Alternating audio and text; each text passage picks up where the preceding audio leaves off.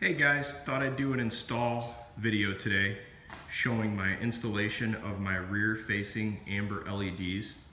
I've got one mocked up on the bottom of the bumper between the rear tow hook and the passenger side exhaust. Just to kind of show you how it mounts up, I'll do another video showing how to run the wiring and whatnot. But Ford makes this really easy. If you haven't worked yet on the aux switches yet on the 2017 Ford Raptor, Ford ran the aux switch wiring for the 6 different aux switches right up into the right past the firewall. I've already used 2 of them for my front LEDs, which I ran up through the front and installed a few weeks back. There's 4 switches left. I'm gonna actually probably use the lowest amperage ones just so I can save the mid 10 amp ones for some bigger accessories, but it's really easy to hook these up. But anyhow, I wanted to show you kind of what comes in this kit and what is necessary for installation. These are the ones I installed. They're $19.99 on Amazon. For the money, I mean, it's pretty hard to beat.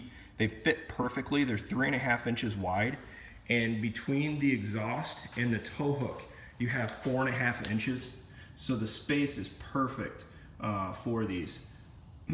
My local club for trail riding requires amber LED lights facing the rear, so I wanted to get something and not break the bank. I know there's probably much better kits out there, but for $19.99 versus some of the other $300 options out there, I can buy quite a few kits for the price of these. Anyhow, this is the way they come. They're pretty adjustable. You can use a Allen wrench to adjust the setting for the placement of the LED light in the width of the LED. It comes with a bracket that mounts, in this case, under the rear bumper.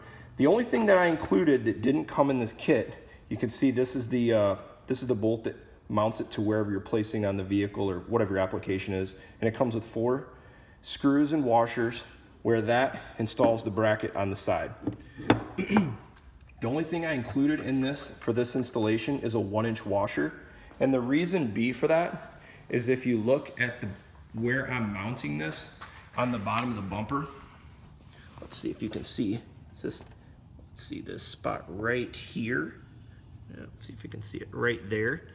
This bolt that comes with the kit is too small. It'll fall right through. So I put a 1-inch washer up in that area. Let's see if you can see on this side. Probably hard to see from the top, but trying anyhow.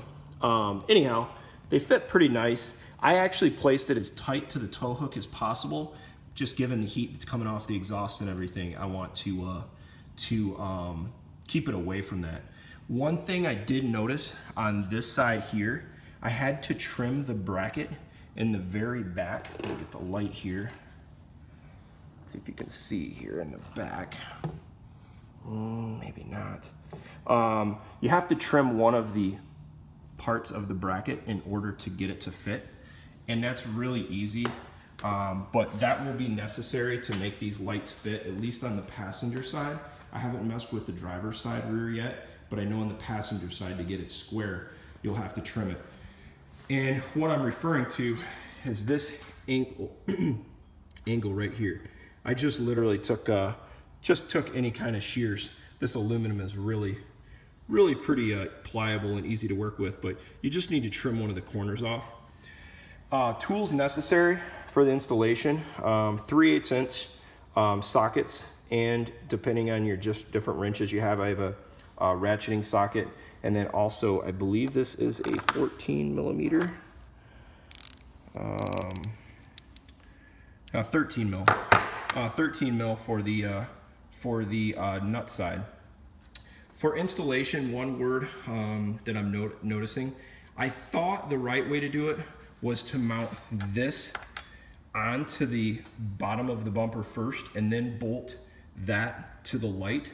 The problem I'm finding is getting a ratchet in to tighten these bolts onto the bracket and the light is really difficult. I've tried a few different setups and actually just had to remove the whole thing and install the bracket onto this part first, and then install the whole assembly on the bottom of the bumper. I always sometimes think it's funny when people wear safety glasses on little simple tasks, but I do recommend wearing them just because the first time I crawled under my bumper, I did get some sand from an off-road trip yesterday in my eyes. So I'm like, oh my gosh, I gotta wear some eyeglass protection. And then I actually like soldering my joints, electrical connections. I found, just from my hobby experience, the 6337 rosin core solder seems to work the best. I don't know if it's just a higher flux content or why, but it seems to be a little easier. I don't have the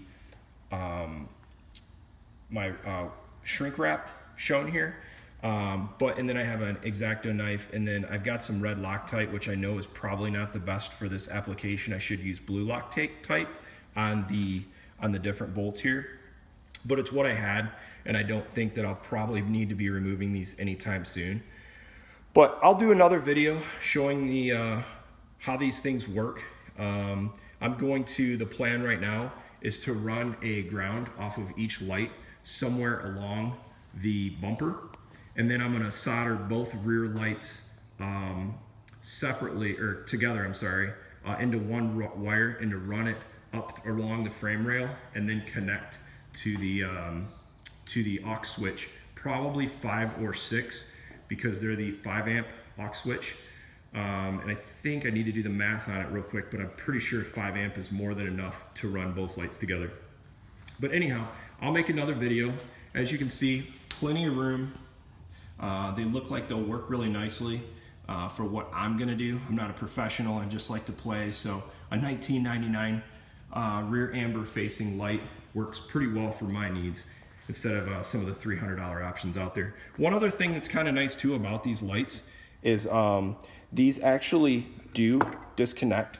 So if you're probably what I plan on doing is in the off season, when I'm not going to be using for some off-road events, I'll take those amber lights off for loading up stuff and things of that nature. It'll just be nice to have. Plus, for washing, I do worry that these things could pop off. They seem pretty secure, but it's still just one of those things where I'd like to probably just be a little safer rather than sorry. But anyhow, I'm gonna get these both installed and wired up, and then I'll do a video just kind of showing kind of how they look, both of them on the bumper, and maybe I'll show the white light versus amber light. But for $19.99, if these work, this is a heck of a bargain. All right, guys, thanks again. I'm gonna be doing plenty more reviews. I should have did a review on my rock blocks install for the mud flaps, but I didn't. But anyhow, more to come. Thanks a lot. Bye.